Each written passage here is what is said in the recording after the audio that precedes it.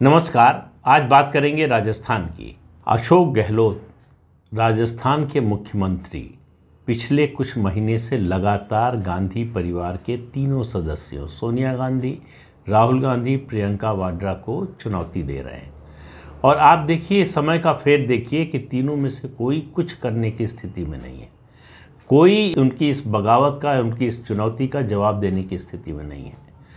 जब अध्यक्ष का चुनाव होना था, सोनिया गांधी चाहती थी कि अशोक गहलोत चुनाव लड़ें। अशोक गहलोत नहीं चाहते थे कि वो चुनाव लड़ें और कांग्रेस अध्यक्ष बने। वो मुख्यमंत्री बने रहना चाहते थे या दोनों पदों पर रहना चाहते थे। जब स्पष्ट हो गया कि दोनों पदों पर नहीं रह पाएंगे तो उन्होंने चुनाव लड़ने से मना कर दिया। और उसके बाद जब विधायक दल की बैठक के लिए यहाँ से ऑब्जर्वर गए, उन दो ऑब्जर्वर में से एक थे अभी जो वर्तमान राष्ट्रीय अध्यक्ष हैं मल्लिकार्जुन खड़गे, और दूसरे थे अजय माकन, जिन्होंने इस्तीफा दे दिया है। कांग्रेस के राजस्थान प्रभारी पद से उन्होंने इस्तीफा दे दिया। दोनों का अपमान किया अशोक गहलोत ने। ये पहुंचे तो बैठक स्थल पर जाने की बजाय ज़्यादातर विधायक, लगभग 80 से ज़्यादा विधायक चले गए विधानसभा अध्यक्ष सीपी जोशी के यहाँ और जाकर सामूहिक इस्तीफा दे दिया। और कुछ नहीं कर पाई सोनिया गांधी, राहुल गांधी और प्रियंका वाड्रा। यहाँ तक कि उस समय कहा गया कि जिन अशोक गहलोत ने पैतरा चला वो जयपुर से बाहर चले गए थे उस दिन, और उन्होंने कहा कि इन लोगों ने मुझसे पूछे बिना किया और ये बहुत गलत किया। मैं तो परिवार का, पार्टी का वफादार हूँ, मैं तो ऐसी बात कभी सोच भी नहीं सकता। आपने कैसे सोच लिया कि मैं बगावत करूँगा आपके खिलाफ? तो ये हुआ कि इन लोगों के खिलाफ एक्शन होगा। अशोक गहलोत के किसी व्यक्ति के खिलाफ आज तक एक्शन नहीं हुआ। इसी को मुद्दा बनाकर अजय माकन ने इस्तीफा दे दिया। लेकिन ये तो पुरानी बात हो गई। नई बात यह है कि राहुल गांधी की भारत जोड़ो यात्रा राजस्थान पहुंचने वाली है, और राजस्थान पहुंचने वाली है जब, उस समय आप टाइमिंग पर ध्यान दीजिए। देखिए, राजनीति में टाइमिंग का बड़ा महत्व होता है, तो टाइमिंग पर ध्यान दीजिए। ऐसे समय पर अशोक गहलोत ने फिर से सचिन पायलट पर हमला किया। कोई प्रोवोकेशन नहीं था, कोई ऐसा कारण नहीं था कि सचिन पायलट के खिलाफ कुछ बोलें, लेकिन उनको मालूम है कि प्रोवोकेशन क्या है। उनको मालूम है कि जैसे ही गुजरात हिमाचल चुनाव के नतीजे आएंगे, उसके बाद फिर से राजस्थान में मुख्यमंत्री बदलने की कोशिश शुरू होगी, क्योंकि सोनिया, राहुल और प्रियंका इस बात को भूले नहीं हैं किस तरह से अशोक गहलोत ने उनको जवाब दिया था। अब सवाल ये है कि जो अशोक गहलोत ने कहा है कि सचिन पायलट गद्दार है और गद्दार को कभी राजस्थान का मुख्यमंत्री नहीं बनाया जा सकता।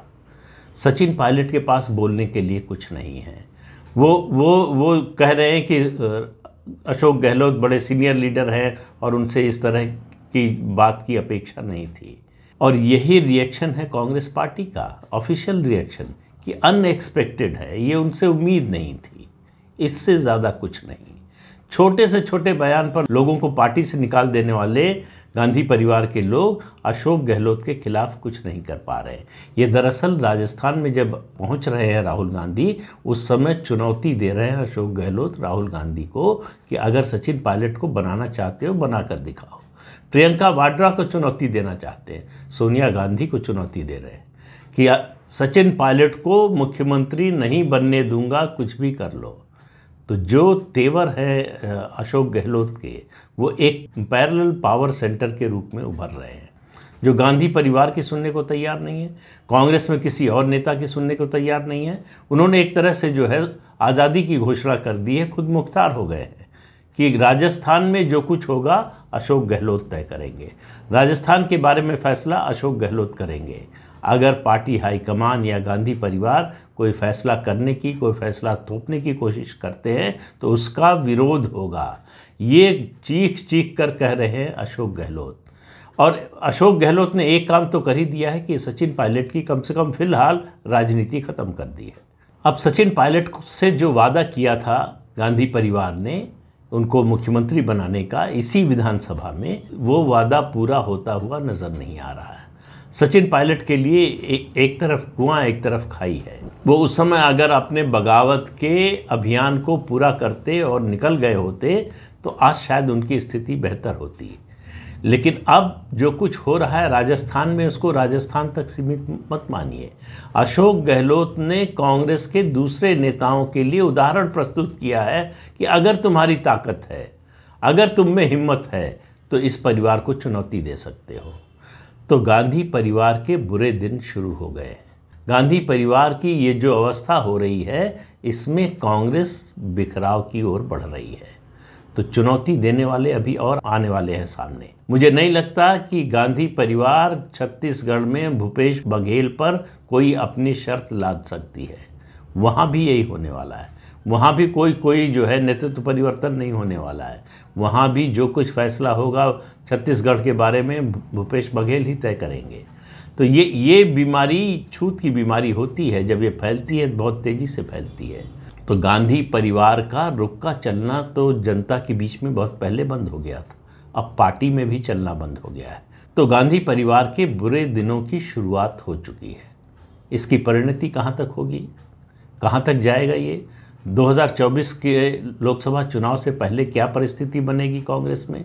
झगड़े और बढ़ेंगे, वो क्या रूप लेंगे, ये सब अभी कहना मुश्किल है। लेकिन गुजरात और हिमाचल विधानसभा के चुनाव के बाद आप मान कर चलिए कि कांग्रेस में फिर कुछ बड़ा होगा, बगावत के सुर फिर सुनाई देंगे।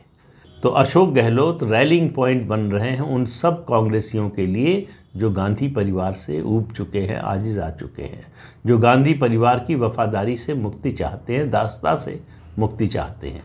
इसलिए अशोक गहलोत को पार्टी के एक वर्ग का समर्थन मिलेगा। अब ये लड़ाई आर पार की होती है या बीच में रुक जाएगी, यही देखना है। तो आज के अंक में इतना ही। अगले अंक में फिर मिलेंगे किसी नए मुद्दे के साथ। तब तक के लिए इजाज़त दीजिए। नमस्कार।